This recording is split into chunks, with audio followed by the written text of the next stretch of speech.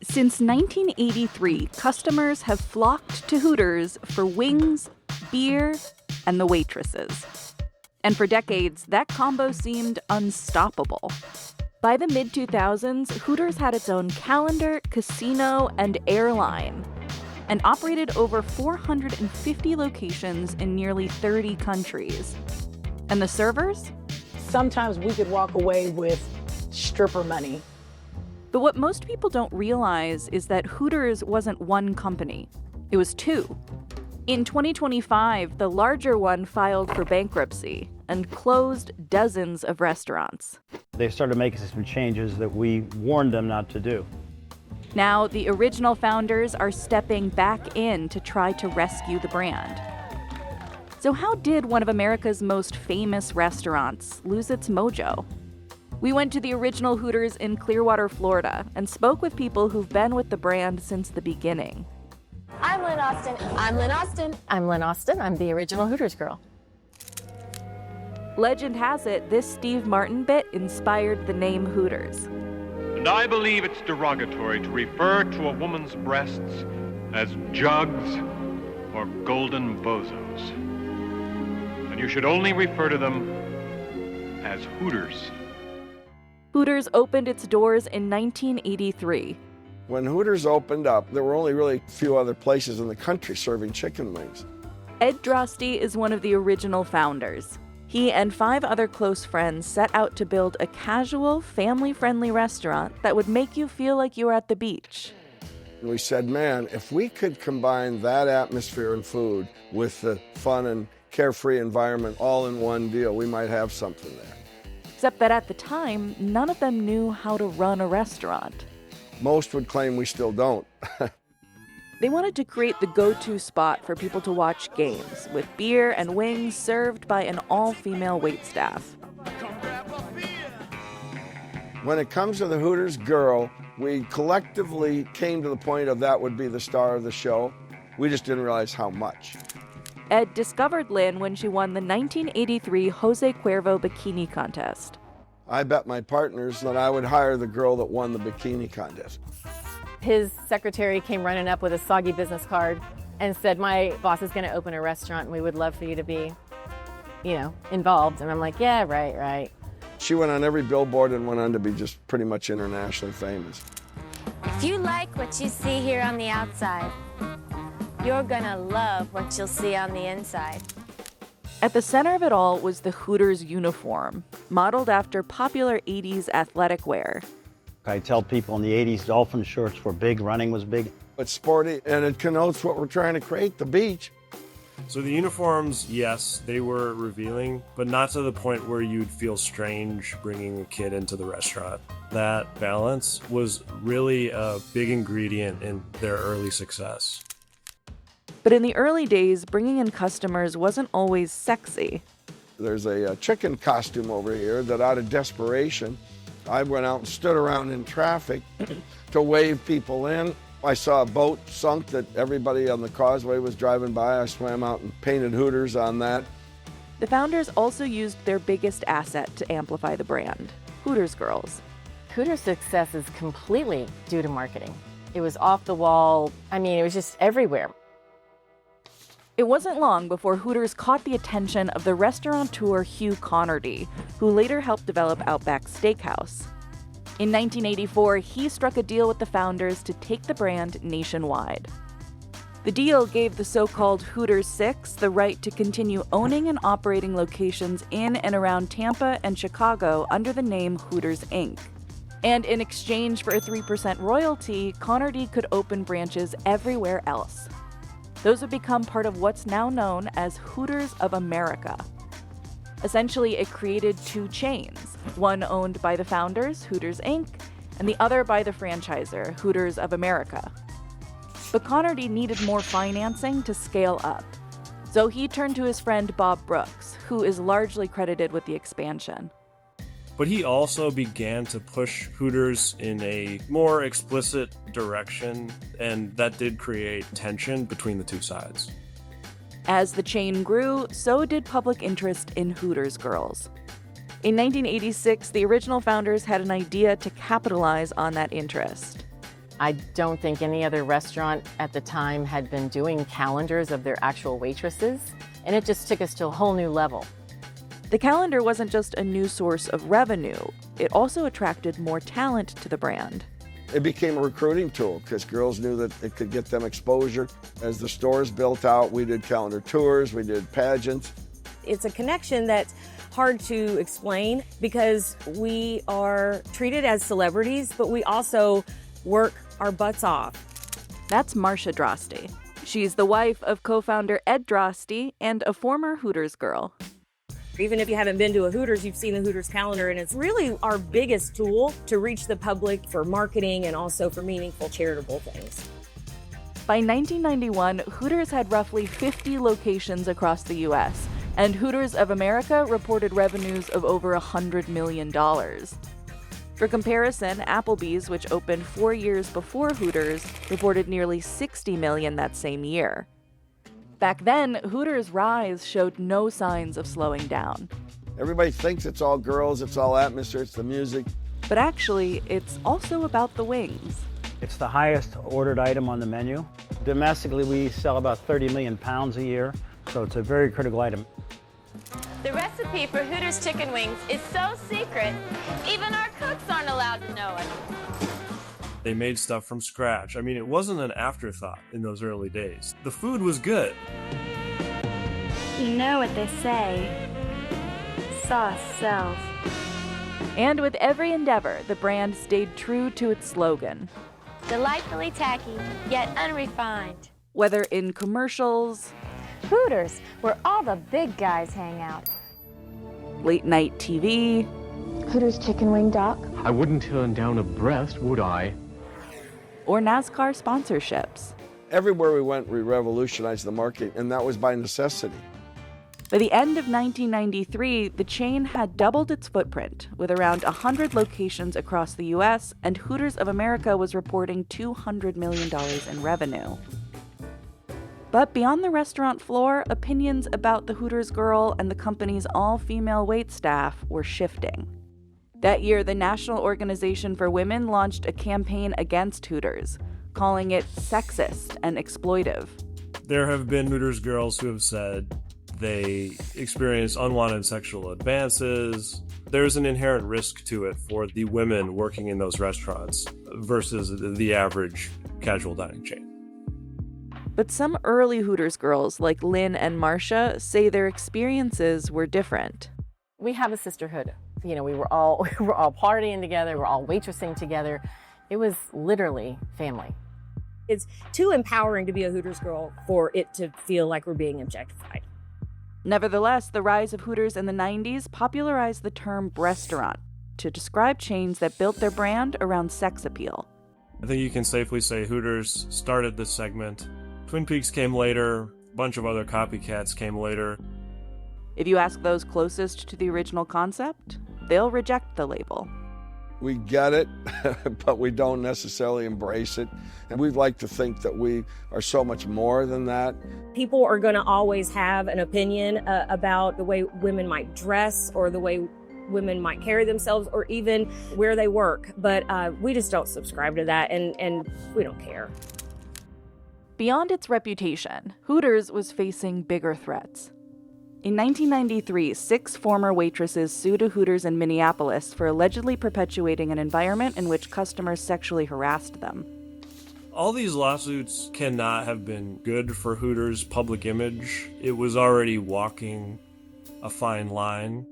By 1995, the Equal Employment Opportunity Commission was publicly challenging Hooters' policy of hiring only women servers, calling it sex discrimination. It's scary when the federal government says they want to basically shut you down or charge you. At the time, I think it was $22 million. To change our method of operation for 10 years would have put us out of business. And we weren't that big. We were probably 50, 60 stores. So Hooters did what it does best. It got the public's attention. The company rallied around 100 Hooters waitresses for a march on Washington outside government offices. That's me with all of our girls.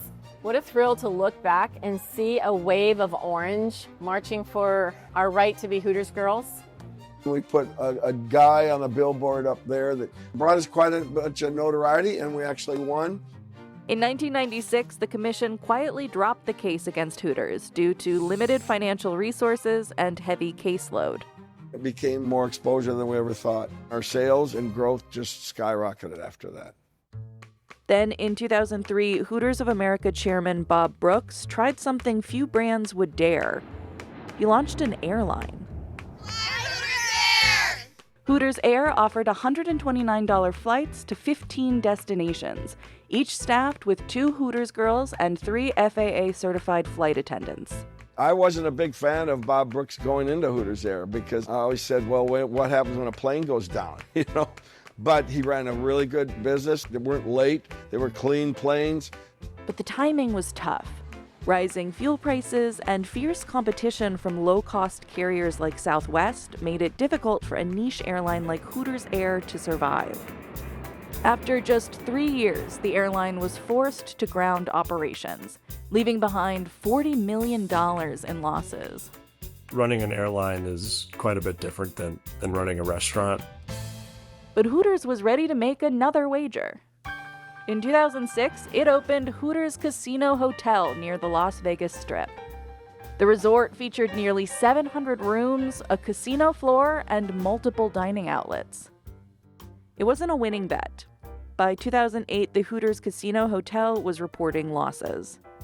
Yet Hooters sales hit almost $1 billion that year, which wasn't far behind larger competitors like Chili's and Applebee's. Just as the brand was reaching new heights, the economy crashed. People were spending less, and the entire industry felt it. The recession was hard on all full-service restaurant chains. Consumers were struggling, they were pulling back on their dining visits, and that hit Hooters just as much as it hit Chili's, Applebee's, TGI Fridays, etc. Hooters was also facing more competition than ever before, from the rise of fast casual dining to growing rival chains like Twin Peaks and Tilted Kilt, which also employed all-female waitstaffs. From 2007 to 2010, Hooters sales tumbled 7.5%, and the company began exploring a potential buyer. At that point, more than 450 locations still operated in 44 states and nearly 30 countries. A vast majority of those were under the franchisor, Hooters of America. But in 2011, the Brooks family sold Hooters of America to private investors. This is when some insiders say things began to change. Terry Moberly, a former franchise manager, witnessed the brand's decline firsthand. For over 2 decades, he oversaw 4 locations across Indiana. I'm a bit of a pack rat. I keep a lot of mementos around. There was a convention that would come into Indy downtown every year called the Fire Department Instructors Conference. I purchased a 1959 American LaFrance fire truck. This is the kind of commando marketing stuff that we used to really revel in. You know, what we were selling was the All-American Girl Next Door brand and not being the appetizer for a strip club. But when Hooters of America stepped in, it wanted to redefine the brand, starting with a new logo and restaurant redesign in 2013. The HOA guys sterilized everything. You know, the signs that are up on the wall, it's like free beer tomorrow, where it's just kind of a very tongue-in-cheek. And all those things were taken away because they wanted to be more like Applebee's and O'Charlie's. More importantly, Hooters of America also changed the recipes. They switched to a margarine-based sauce rather than butter. They started, shorting the portion sizes. They came through and thought that they'd offer a salad menu, thinking it would attract more female clientele. Again, another misguided decision. I think that corporate was out of touch with what was going on at the restaurants. Jardin Taylor began waitressing at Hooters of America locations in 2015. First in Oklahoma and later in Texas. A lot of the girls that were working at Hooters during my tenure there went on to be nurses, engineers, lawyers. The girls at Hooters are so multi-talented, and that was a huge misconception, was that we were just ditzy.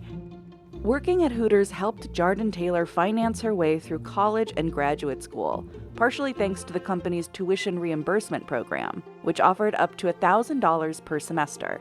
I can't tell you how many times I've been in a hospital where when they find out I'm with Hooters, I have to listen to their story, how they put themselves through college. But being a Hooters girl also meant adhering to a strict image policy. When I started out in 2015, some of the basic rules were there was absolutely no braids, no visible tattoos, no color on nails. You needed to maintain the look that you had the day that you were hired. Girls would come with different color hair, and whether you were allowed to work was at the discretion of the manager. That same year, a Maryland Hooters girl was awarded $250,000 after being fired for having blonde highlights. Her manager allegedly told her black people don't have blonde hair. An arbitrator later called the restaurant's image policy discriminatory. I myself pushed back on a lot of rules, more specifically the hair. I had braids all the time. But sometimes they would push back too, and you would get sent home. In the past few years, there have been a couple of high-profile racial discrimination lawsuits against Hooters that have resulted in settlements of hundreds of thousands of dollars. From 2015 to 2018, annual sales at U.S. locations fell nearly 4%. Facing mounting pressures from declining revenue and shifting consumer tastes, Hooters of America was sold again to two private equity firms in 2019. Just 2 years later, the company took on another $315 million in new debt, using its restaurants and brand assets as collateral. Just as it came time for Hooters to start repaying all of that debt, its costs for food and labor started to rise significantly coming out of the pandemic. COVID was a challenge, right? Inflation took hold, and it was really a perfect storm. It was one Hooters of America couldn't weather. Management began cutting operational costs and raising menu prices. From 2019 to 2021, the price for 10 wings increased by nearly 14%. In a last-ditch attempt to turn the business around, Hooters of America made the most visible change yet. We switched to the thong shorts, which, for reference, the difference is this. It's a little bit cheekier, and it caused quite the controversy. The feeling was that it really alienated female customers, families, and so it was really counterproductive for what Hooters needed to be doing at that time, which is to reach a wider audience. I think it just got to the point where they overemphasized the sexuality, and that's not what the brand is about at all. Hooters of America eventually backed down from its uniform policy, stating its waitresses could determine which style of shorts best fits their body style and personal image. There are a group of people that think that the salacious way to go in the brand is the way to go, which is what the Twin Peaks brand, that's what they do. And it worked for that chain. From 2022 to 2024, Twin Peaks sales increased by nearly 20%, while Hooters sales dropped by 21%. Through all of HOA's struggles, the original owners continued to successfully operate their primary locations in Florida and Illinois. While Hooters of America was going into bankruptcy, Hooters Inc. was having one of the best years in its history. Welcome, Hooters! Hooters Inc. didn't share exact figures, but in a press release, it said its restaurants made more than double the average revenue of Hooters of America's in 2024, all while maintaining the decor, uniforms, and recipes the brand was built on. If the second and third acquirers of our brand had just stuck with the basics, and we were not silent about our views on that, they would be experiencing what we are now, and that's record sales. Forbes reported Hooters Inc. had an estimated annual revenue of over $100 million in 2024. Meanwhile, Hooters of America abruptly closed roughly 40 locations across the country that year. In 2025, the franchisor filed for bankruptcy and shut down 30 more restaurants. However, this gave the original founders a chance to reclaim the brand. That November, the original Hooters Group announced it had finalized a deal to acquire 111 Hooters of America restaurants. So we're looking at a situation where the very people who founded Hooters might end up being the ones who save it. Their goal is to bring the company back to its roots, starting with the menu. If you don't get the food right, you shouldn't be in the restaurant business. I think the next 2 to 3 years, you're going to see a return immediately of the butter-based ingredients that make those chicken wings so famous. It's going to change the uniforms, make them more modest, repair the restaurants, and put better equipment in. It's easy to get complacent, and so we're going to clean up these stores, but then all of us need to up our game in getting our message out. For it to rise again, Hooters will also have to repair its reputation. It's really hard to turn a sinking ship. I think that they just need to focus on the quality of the food and the quality of the Hooter Girl. I think that could save the business. After 4 decades, the question now is whether Hooters can rebrand to appeal to a new generation, and whether it can sell itself all over again. They heard me preach marketing because we're a brand that was known for its marketing, and when you do it right, we're always known for it. We all believe this brand is so resilient, and we're all ready to roll up our sleeves and do whatever we can. We wear it proudly. I mean, I think you bleed orange. Ed made me believe all of this. He just has that way of making you believe it's going to work out. That's his thing. We're going to be world famous. You're going to be world famous. It was hard to buy back then, but damn if he wasn't right.